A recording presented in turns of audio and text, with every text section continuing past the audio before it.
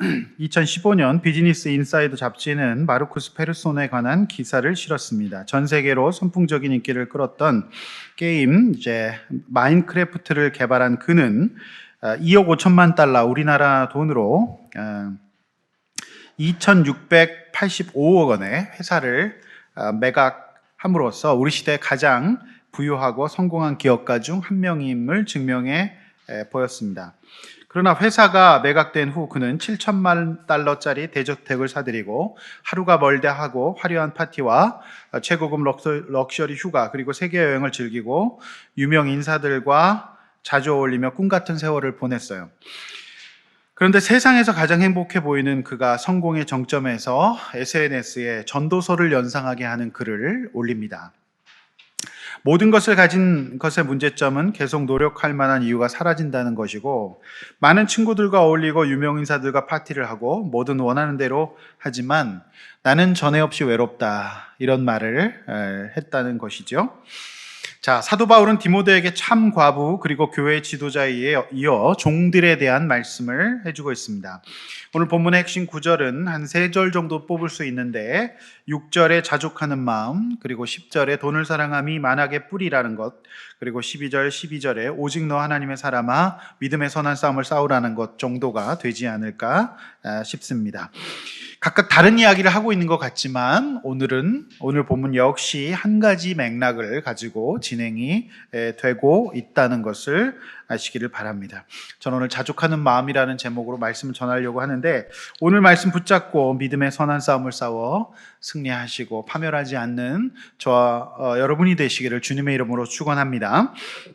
자, 이제 본론입니다. 본문 1절입니다. 멍에 아래에 있는 종이라는 단어가 나오죠.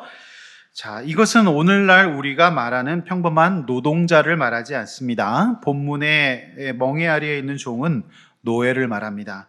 바울 서신에 보면 시민권, 또 종, 둘로스 이런 개념이 종종 언급됩니다. 당시 로마가 지배하고 있던 세상 아래 시민권자와 노예라고 하는 신분은 큰 차이가 있었습니다. 당시 로마 시민과 노예의 비율은 1대4 정도여서 넷 중 셋은 노예였다고 해요. 학자들은 당시 에베소에 6천만 명 이상의 노예가 있었다고 말하고 있습니다. 이 노예 제도라고 하는 것이 너무나도 주인 입장에서는 매력적이라 1863년에 이르러서야 링컨에 의해 노예 해방이 이루어지죠. 바울 당시에서부터 무려 2000년 이상을 지속된 제도가 노예 제도였습니다. 자, 바울이 말씀을 전하고 세운 에베소 교회에도 당연히 다수의 노예들이 있었어요. 그리고 소수의 시민권자들 가운데 주인들이 있었겠죠. 그런데 인간 취급을 받지 못했던 이들이 예수 그리스도의 복음을 듣고 새 생명을 얻고 교회 안에 형제 자매 대접을 받게 되는 일이 생기는 거죠. 교회 안에서는 형제 자매였지만 그들은 여전히 자신의 일터로 돌아가면 노예였습니다. 1절은 불신 상전들을 그리고 그리스도인 노예들이 어떻게 대해야 될 것인가에 대한 말씀인데, 노예 출신 성도들이 교회 안에 들어오게 되면서 자신을 사람으로 취급하지 않는 상전을 떠나거나 근무지를 이탈하거나 도망하는 노예들이 당시에 종종 있었다고 합니다. 그래서 사도 바울과 디모데의 에베소 교회가 당시 사회의 기강을 흔들고 무너뜨리는 급진적인 단체로 오해를 받아 교회 나가면 안 된다, 이런 비난을 받게 된 것이죠. 일부 그리스도인이 된 노예들이 이런 행동을 했던 것 같습니다. 저는 개인적으로 인간을 짐승으로 취급하는 노예 제도를 바울이 찬성하지 않았을 거라고 저는 생각해요. 자, 그러나 바울은 정치가나 혁명가가 아니었죠. 제도를 바꾸고 정치를 하는 것으로 그가 부르심을 입지 않았어요. 그가 부르심을 입은 것은 인간의 구원이었습니다. 큰 범위에서 이런 노예 해방 역시 다 그리스도인이 해야 될 일이죠. 그러나 초대교회 지도자 바울은 인간의 내면의 구원, 그러니까 죄로부터의 해방, 진정한 해방을 외쳤고 그것에 부르심을 입었어요. 그러니까 아무리 좋은 제도가 있어도, 설사 노예에서 해방이 될지라도 그 영혼이 구원받지 못하면 다시 죄의 종노릇을 하는 죄의 노예가 될 것이기 때문에 먼저 바울은 노예 해방이라고 하는 사회제도적인 제도의 변화보다 죄의 종노릇하고 있는 그 노예의 구원, 그리고 성숙, 훈련을 더 우선순위로 두었던 것이라고 저는 믿습니다. 그래서 바울이 이렇게 묻는 거죠. 너가 노예에서 해방될지라도 죄에서 해방되지 못하면 노예에 불과하다. 계속해서 어쩌면 진짜 진정한 해방은 죄 가운데 해방되고 하나님 앞에 구원받는 것이다. 이것을 말하고 있는 겁니다. 그러니까 사도 바울은 네가 노예에서 해방되면 결국 뭐 할 것이냐, 그 자유를 죄를 짓고 타락하는데 사용할 것이 아니냐, 이렇게 이제 보는 것이죠. 시간이 흘러 자유를 감당할 만한 실력이 될 때 하나님은 자유를 또 허락하실 때가 있을 것이라고 믿습니다. 그런 맥락에서 출애굽기는 단적으로 노예 생활에서 벗어난 인간이 할 수 있는 것이 무엇인지를 잘 보여주고 있어요. 그들은 틈만 나면 우상 숭배와 불순종으로 빠져갔어요. 자, 우리는 지금 룻기를 묵상하고 있어요. 유력한 집안에 부유하고 잘난 자식들을 가지고 있었던 나오미 집안이 모압에서 몰락합니다. 그리고 그 시어머니와 함께 돌아온 룻의 이삭 죽기 과정을 통해서 예수님의 조상이 되는 거죠. 만약 이 대목에서 노예 해방이 하나님의 뜻이었다면 바울은 그를 위해 기도하고 투쟁에 나서라고 권했을 겁니다. 그러나 초대교회에서 막 예수를 믿기 시작하고 신앙생활이 무엇인지를 배워가는 저들은 죄의 해방, 믿음의 구원, 이런 가치들을 그 상황 속에서 배워갔어야 하는 것이죠. 자, 1절 말씀의 영어 성경 표현이 이렇습니다. Masters worthy of full respect. 그러니까 당신의 주인의 가치를 전적으로 리스펙해라, 존경해라, 이렇게 얘기해요. 무려 여러분 리스펙이라고 하는 단어를 쓰고 있어요. 이것은 개역개정 성경은 이것을 마땅히 공경하다라고 번역하고 있습니다. 요즘 젊은이, 특별히 이제 막 랩을 하는 청년들은 리스펙이라고 하는 단어를 많이 써요. 리스펙한다 막 이러면서 이제 막 얘기하죠. 그야말로 리스펙이에요. 근데 여러분, 이 노예들이 어떤 사람입니까? 그의 부모님, 할머니, 할아버지도 대대로 노예였어요. 어리고 또 상처에 절어 있는 사람들이었단 말이죠. 자신들이 보는 앞에서 노예 부모님이 짐승 취급을 받았고 어느 날 갑자기 부모가 다른 곳으로 팔려가기도 했습니다. 그래서 그들의 부모님은 노예인 그들의 자녀에게 또 상처를 주었겠죠. 이 관계에서 발생할 수 없는 정서적인 가치가 있어요. 그것이 바로 존경과 존중이라는 거예요. 그거를 본 적이 없거든요. 그거를 할 만한 그런 상황이 아니었어요. 그들의 마음속에는 공경, 리스펙은 노예 출신 그리스도인이 한 번도 경험해 보지 못한 가치였어요. 이 정신적인 가치 중에 빠져 있는 거였어요. 그들에게 온통 세상, 특별히 주인들은 타도와 증오의 대상이었겠죠. 세상 몹쓸 사람이었을 거라고 생각됩니다. 실제로 일부 그리스도인 노예가 주인을 살해하고 도망가는 경우도 종종 있었다고 해요. 그래서 조선시대에도 추노라고 해서 노비들을 잡으러 다니는 사람이 있지 않았겠습니까? 자, 그런데 이들이 예수님을 알고 더 이상 이제 피해자가 아니라, 저주받은 인생이 아니라 내가 하나님의 사랑을 받은 구원받은 인생이라는 거. 그리고 진짜 내가 종노릇하고 있었던 것은 하나님을 사랑하지 못하고 나를 사랑하지 못해서 죄의 종노릇하고 있었다. 자, 이것을 이제 깨닫게 되는 것이죠. 바울은 교회 안에, 에베소 교회 안에 그리스도인들 노예가 여기까지 성장하기를 바랬던 거죠. 그러니까 이것을 이제 훈련받기를 원했어요. 이제 성도가 되어서 믿음이 무엇인지, 그들의 인생 가운데 없었던 이제 존경과 존중이라고 하는 가치를 예수님께 네가 받았으니 이제 같은 상황 속에서 전혀 다른 불신자 그리스도인 노예와 불신자 노예와는 다른 그리스도인 노예가 될 수 있다. 그 가치를 네가 받았기 때문에 해방의 관계에서 보다는 이 관계에서 훈련을 받고 나아가 하나님의 이름과 교훈으로 비방을 받지 않게 하나님을 욕먹이고 교회를 욕먹이는 사람이 되지 말아야 된다. 이렇게 지금 권면하고 있어요. 특별히 2절은 상전을 모션 노예들인데 특별히 믿는 상전, 그러니까 교회에 같이 유입이 되면서 믿는 상전을 모신 노예도 있었습니다. 자, 그런데 일부 노예들이 이제 다 주 안에서 형제요 자매라고 하니까 주인 말에 반발하고 가볍게 대충 대하는 일들이 생겼던 것 같아요. 그러나 바울은 이에 오히려 더 잘 섬겨야 한다라고 말하고 있어요.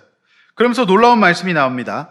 유익을 받는 자들, 즉 주인이 사랑을 받는 자라고 말하면서, 물론 여기 사랑은 하나님께 사랑을 받은 자이지만 바울은 믿는 노예들에게 내가 만약 진정으로 거듭나고 이제 너의 전 인격이 예수로 인하여 변화되었다면 이제 예수의 사랑과 섬김을 받은 만큼 그 가치를 붙잡고 한번 해보지 않았던 진정한 섬김과 진정한 이제 사랑을 한번 실천해 보라, 이렇게 말하고 있는 겁니다.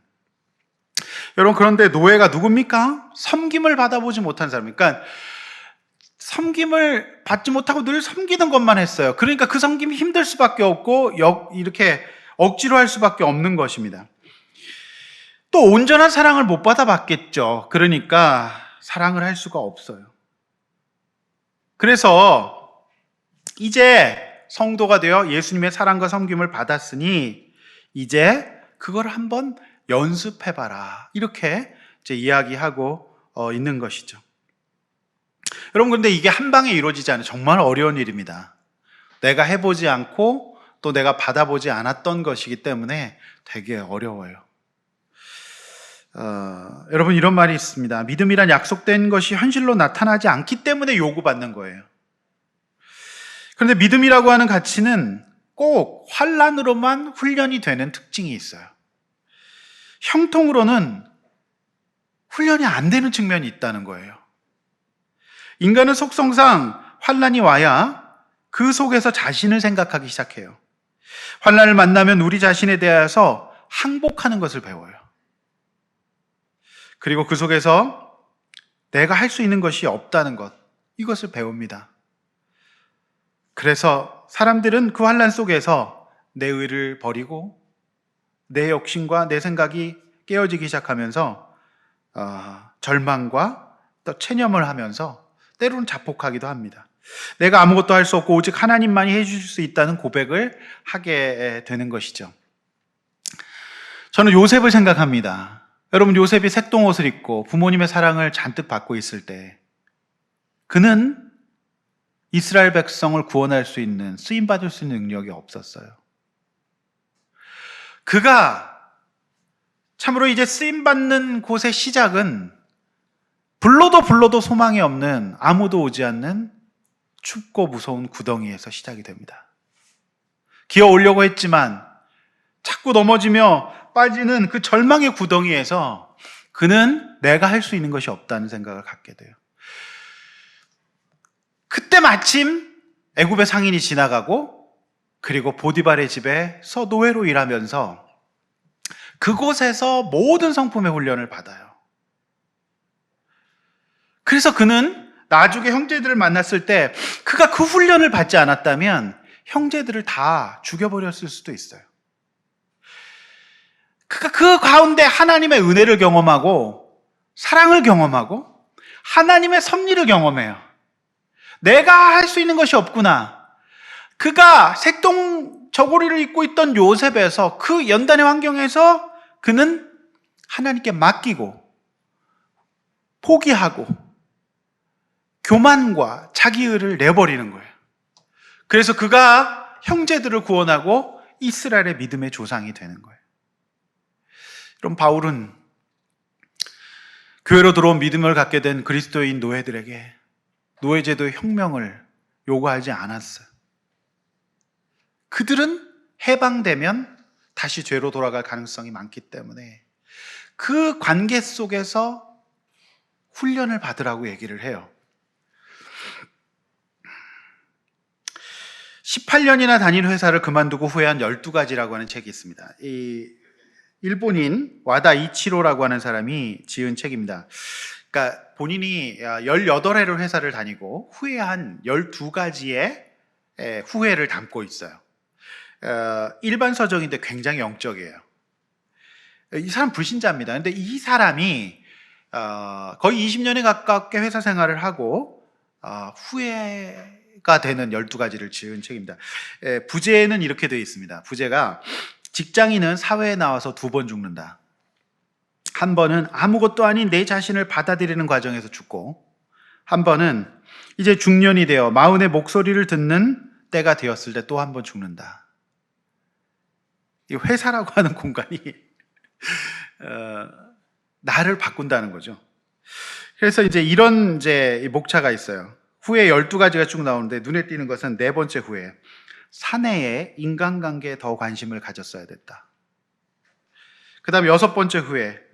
부족한 상사나 싫어하는 상사에게 다정했어야 됐다. 10번째 후회. 창의적이기보다 건실했어야 됐다. 마지막 12번째 후회. 동기가 먼저 승진하는 것을 웃으며 넘겼어야 했다 등이에요. 오늘 말씀의 맥락에 비추어 6번째 후회 대목을 인용해 드립니다. 사람 사랑하는 것을 잊지 말아라. 젊을 때 실감할 수 없을 테지만 사람을 사랑하는 마음은 누구든 나이 먹을수록 커져간다. 성공을 향해 달리는 것 또한 좋지만 가장 중요한 것은 타인을 사랑하는 마음이 커지는 속도를 끌어올리는 것이다. 이렇게 이야기했어요. 2절 하반절에서 바울은 디모데에게 이것을 가르치라라고 권하고 있어요. 어린 디모데 입장에서 노예 성도들에게 가르치는 거 쉽지 않았을 겁니다. 그 노예 성도들이 이렇게 얘기하지 않았을까요? 당신이 노예 생활 해봤냐고. 저 역시 마음이 무겁습니다. 그러나 말씀이기에 가르쳐야 하는 숙명이 있습니다. 권해야 합니다.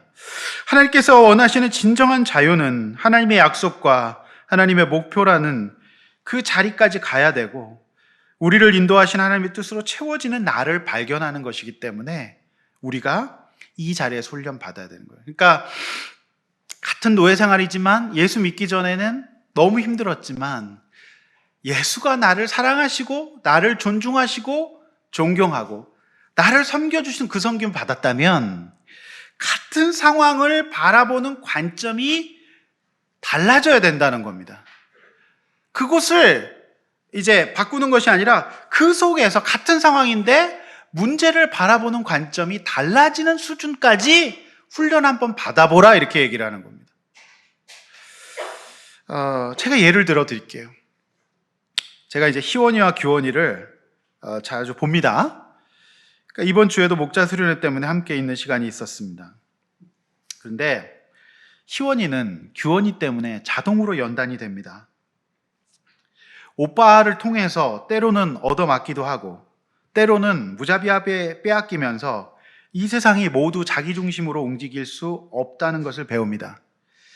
포기하는 법도 배웁니다. 타협하는 법도 배웁니다. 기다리는 법도 배워요. 그리고 내가 질 수밖에 없다는 것도 배워요. 그리고 양보해야 한다는 것도 배웁니다. 내가 다 소유하고 싶지만 나눌 수밖에 없다는 것도 배웁니다. 그리고 억지로라도 섬겨야 한다는 것을 배웁니다. 왜냐하면 희원이에게 규원이는 상전이기 때문에 그렇습니다. 이 둘의 관계를 가만히 보면 희원이가 가지고 지금 배워가고 이 관계 속에서 훈련받아가는 가치들이 나중에 어른이 되어서 특별히 결혼 생활을 하면서 또는 사회생활을 하면서 꼭 필요한 가치들이라는 것을 깨닫게 돼요. 그래서 희원이는 먼저 태어나 밥그릇 숫자가 앞서 갈 수밖에 없는 규원이를 범사에 마땅히 리스펙해야 합니다. 그렇지 않습니까? 리스펙함이 맞아요. 자, 이제 말씀이 계속 또 이어지는데, 이제 제 아들이 이제 군대 가서 훈련 받고 있습니다. 이제 군대라고 하는 곳에서 상전들이 포진하고 있는 곳에 이병의 짝대기마저 달지 못한 훈련병의 멍에를 메고 박박히고 있습니다. 수아는 그곳에서 범사의 마땅히 고참들과 빨간 모자의 조교들과 지휘관들을 공경하는 훈련을 받게 될 거예요. 리스펙하는 훈련을 받게 될 겁니다.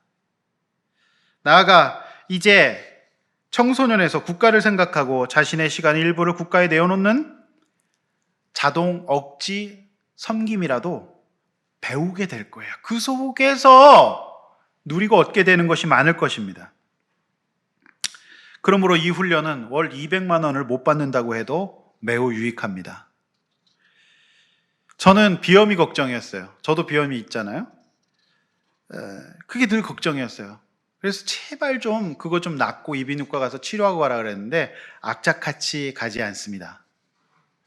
가는 날까지 휴지를 달고 킁킁거리면서 입대했어요.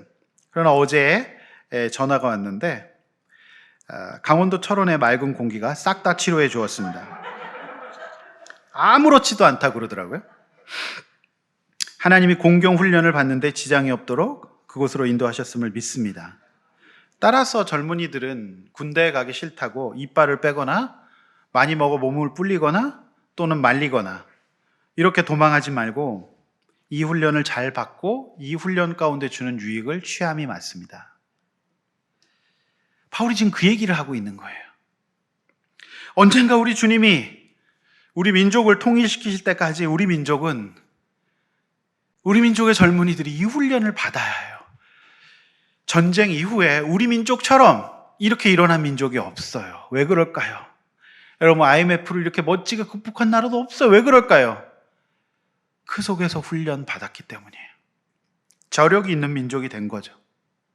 따라서 우리 민족은 분단 국가가 주는 훈련의 유익을 지금 받아 나가야 돼요. 굉장한 훈련을 우리 젊은이들이 받게 되는 것이죠. 자, 2절에서 5절은 다른 교훈에 대한 말씀이 이어지고 있어요. 당시 다른 교훈은 신화와 철학이에요. 그리스 로마 신화고 이상한 영지주의고 율법주의라고 말씀드렸습니다. 그러니까 이것이 요즘으로 치면 문화라고 할 수 있어요. 대세죠. 세상 사람들이 생각하고 있는 삶의 방식이에요. 이 속에는 예수 그리스도의 말씀과 경건의 교훈을 따르지 아니하게 하는 가르침으로 가득해요. 잘 들여다보면 우리가 예수 믿는 것이 바보 같은 일이고 후회되는 일 같고 손해보는 일처럼 여겨질 때도 있어요. 이 세상을 살다 보면. TV를 보고 유튜브를 들여다보고 있으면 내가 이렇게 사는 것이 맞는가 싶은 생각이 들 때도 있어요. 그럴 수밖에 없어요. 2000년 전에도 그랬어요. 그러니 4절 말씀처럼 다른 가르침을 받으면 교만해지고 제대로는 진리를 알지 못하고 말이 많아지고 그 문화의 본질인 비교와 질투와 악한 생각에서 떠날 수가 없고 결국 마음이 어떻게 된다? 부패해진다. 마음이 썩어진다. 이렇게 5절에서 말씀하고 있어요. 자, 1, 2절에서 노예 출신 그리스도인에 대해서 말씀하고 있습니다. 다른 가르침이 나오면서 그 속의 핵심에는 다른 것이 아니라 결국 그 다른 가르침을 따르고 있으면 못 산다. 살 수가 없다. 마음이 늘 어렵다. 만족함이 없다. 이런 얘기예요. 그래서 그 다른 가르침을 받으면 딱 없어지는 증상이 마음이 뭐냐면 자족하는 마음이 없어진다는 거예요. 내 삶에 대해서 자족함이 없어져요.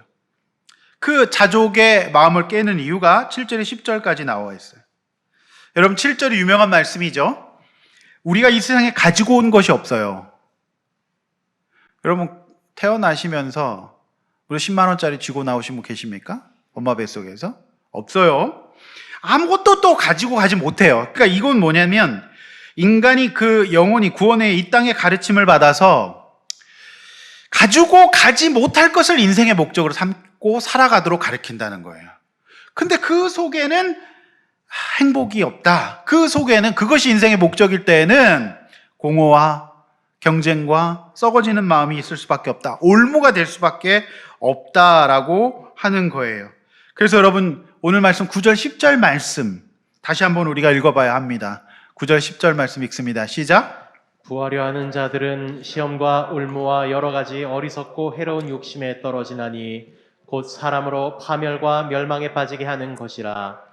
돈을 사랑함이 일만 악의 뿌리가 되나니 이것을 탐내는 자들은 미혹을 받아 믿음에서 떠나 많은 근심으로써 자기를 찔렀도다. 네, 결국 자기를 지르게 되는, 이제 이렇게 인간이 살아갈 수밖에 없고 세상 사람들이 마음이 점점 더 어려워지고 있어서 앞으로 주님 오실 때까지 점점 더 마음 상한 사람들이 많아질 겁니다. 다른 교훈이 많아지기 때문에. 자, 오늘 하나님이 저와 여러분에게 사랑하라고 하는 건 딱 두 가지예요. 우리가 사랑해야 될 거. 그래서 이 사랑함으로 우리 인생이 오늘 9절 10절의 상태에 빠지지 않게 되려면 딱 두 가지를 사랑해야 돼요. 여러분 예수님의 말씀입니다. 마가복음 12장 29절에 31절 한번 읽어보겠습니다. 시작. 예수께서 대답하시되 첫째는 이것이니 이스라엘아 들으라. 주 곧 우리 하나님은 유일한 주시라. 내 마음을 다하고 목숨을 다하고 뜻을 다하고 힘을 다하여 주 너의 하나님을 사랑하라 하신 것이요. 둘째는 이것이니 내 이웃을 내 자신과 같이 사랑하라 하신 것이라. 이보다 더 큰 계명이 없느니라. 여러분 하나님이 저와 여러분에게 사랑하라고 하신 건 딱 두 가지예요. 하나님 그리고 내 자신을 내 자신을 사랑하고 이웃을 사랑하는 것. 이 두 가지가 행복을 보장하는 열쇠입니다. 그런데 이 사랑 두 가지를 버리고 이 땅에 부하려는 것과 그러니까 돈 자체가 아니라 돈으로 할 수 있는 일들, 이제 그것들을 너무너무 사랑하게 되면 결국 인간은 행복할 수가 없다. 이제 이 말씀을 하고 있는 거예요. 자족하는 마음이 발생할 수 없다는 겁니다. 그 속에서. 그래서 시험과 올무와 욕심 빠져서 파멸과 멸망에 빠져서 믿음에서 떠나 자기를 찌르게 된다라고 얘기해요. 여러분 이것이 사단의 전략이에요. 특별히 다른 가르침을 받으면 여러분 나를 사랑할 수가 없어요. 왜냐하면 세상은 이렇게 앞서가기 때문에 내가 굉장히 바보 같죠. 내가 굉장히 지질해 보입니다. 내 주변의 사람도 그렇게 보여요. 그러나 복음은 하나님을 사랑하고 너 자신과 네 주변의 이웃을 사랑하라고 말해요. 그러니까 실제로 이제 그 마인크래프트를 매각한 페르손의 외로움에 대해서 제가 말씀드렸어요. 서론에서. 그러니까 실리콘밸리, 그러니까 실리콘 골짜기죠. 거기에는 페르손과 같은 사람이 한두 명이 아니어서 물질적 부가 넘쳐나지만 그곳에 있는 실리콘 골짜기 사람들은 시기심, 끊임없는 욕심, 여기서 비롯한 관계적, 정신적, 정서적 빈곤에 시달리고 있다라고 이렇게 보고했어요. 다른 종류의 빈곤이 이제 계속 발생하고 있다 이렇게 얘기하고 있습니다. 자, 사랑하는 성도 여러분, 여러분의 신앙생활은 요즘 어떻습니까? 여러분의 인생은 어떻습니까? 여러분 마음이 지금 어떻습니까? 인생이 시험의 연속이고 헤어나지 못하는 올무 같지 않습니까? 내가 사랑하는 것은 무엇일까요? 하나님 사랑, 이웃 사랑, 이것이 여러분이 사랑하는 것이 맞습니까? 여러분 공경이 안 되고 섬김이 안 되고 있습니까? 믿음에서 떠나고 많은 근심 속에 있습니까? 다 이유가 있어요. 다른 교훈의 핵심인 이 세상을 사랑하고 부함을 사랑하여 예수 그리스도의 말씀과 경건에 관한 교훈을 놓치게 되기 때문에 그렇다라고 하는 거죠. 자, 제 친구인 이제 최현식 목사가 지은 부의 사명이라는 책이 있습니다. 최근에 나온 책인데 이 책에 이런 내용이 있어요. 자족의 사전적 의미는 스스로 넉넉함을 느낀 상태다라고 말해요. 성경은 자족이 모든 일과 상황과 소유에, 이게 중요합니다, 하나님의 주권과 섭리를 인식하는 데서 온다라고 해요. 자족은 그냥 성격 좋게 살아라 이거 아닙니다.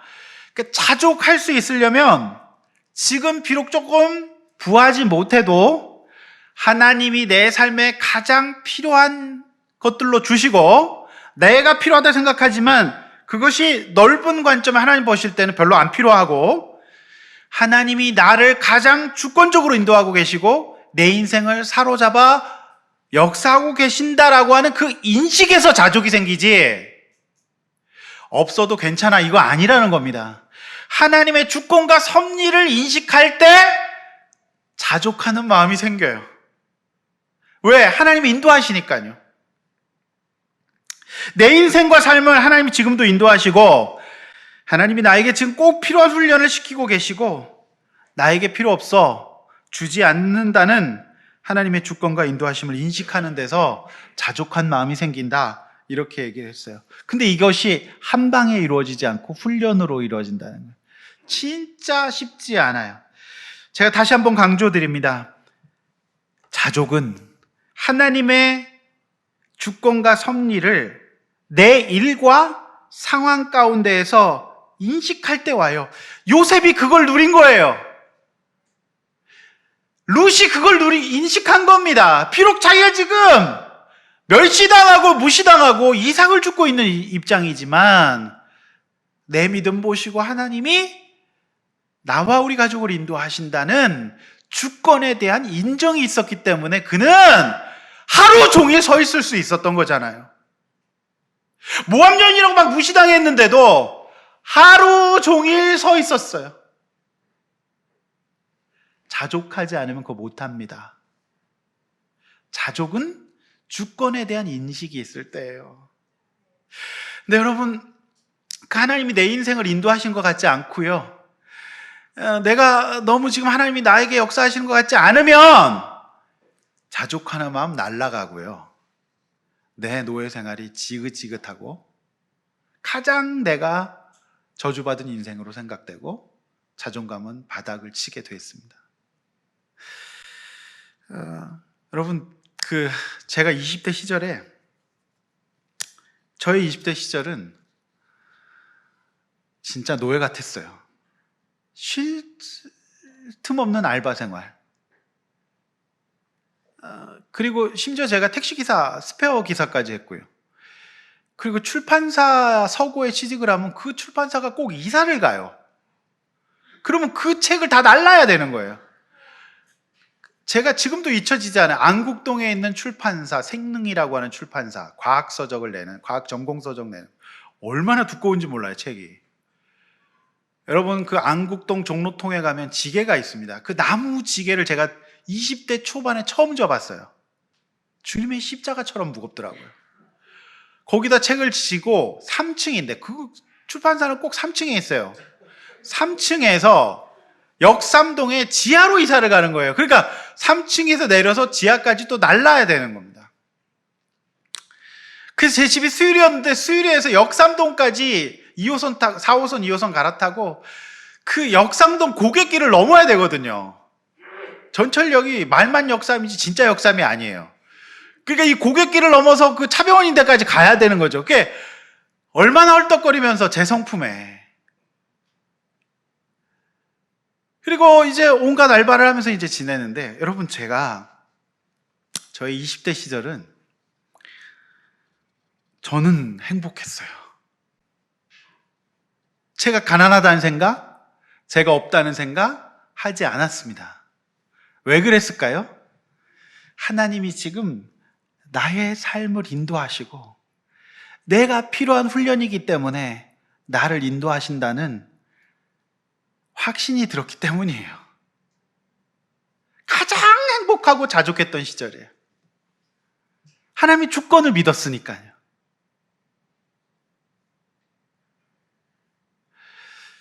다른 친구들은 부모님이 목사님이고 장로님이라서 돈 걱정 안 하고 등록금 걱정 안 하고 다 기도해 준다 그러고 그냥 신학교를 다니는 것만해도 너무 좋아한대.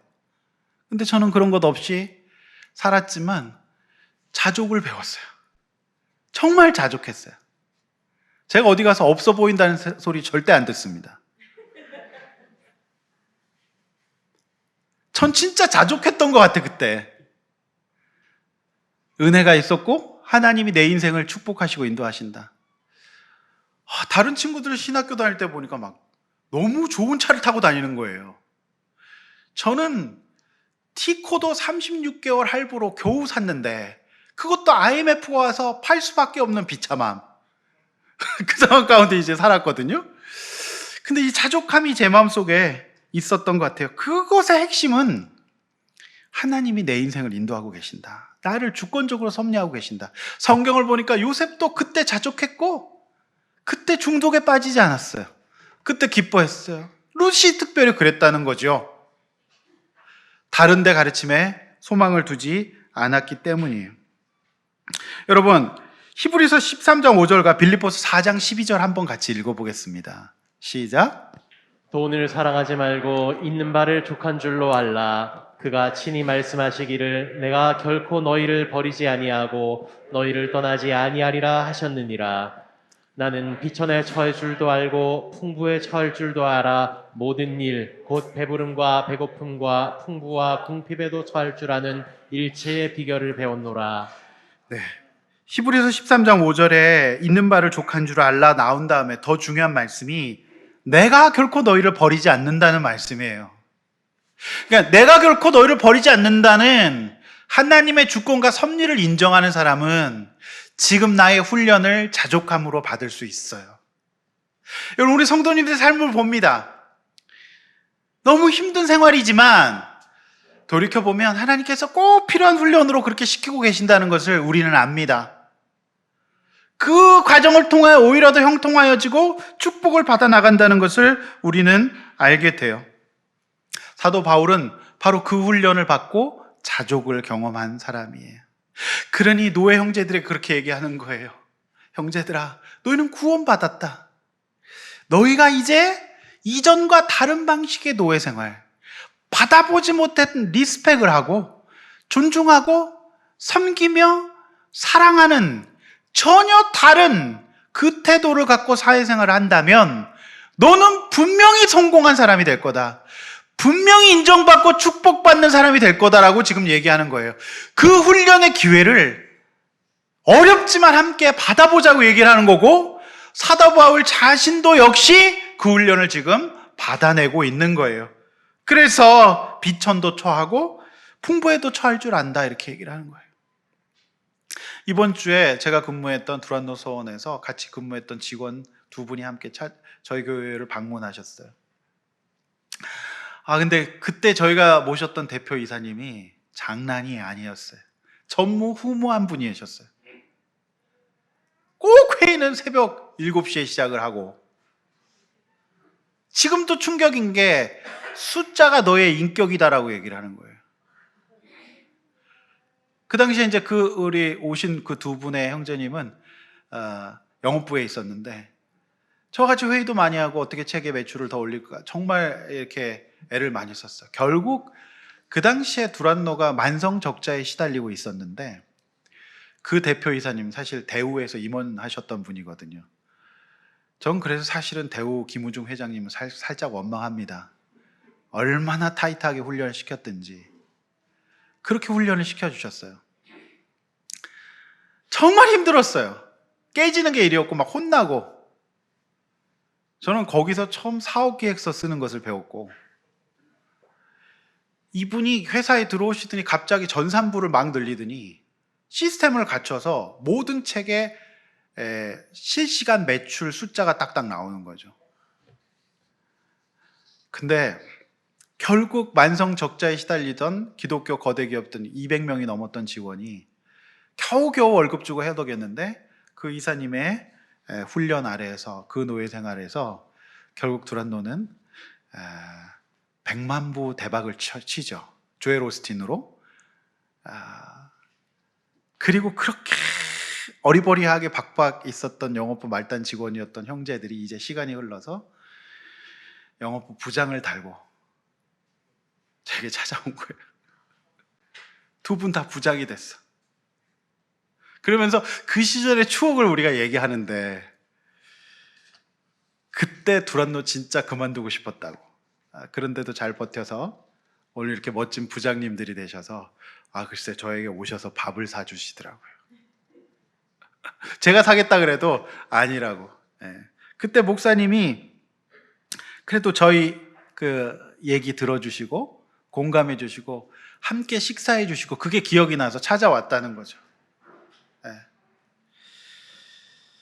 사랑하는 성도 여러분, 사단은 우리의 현실을 받아들이지 못하게 하고요.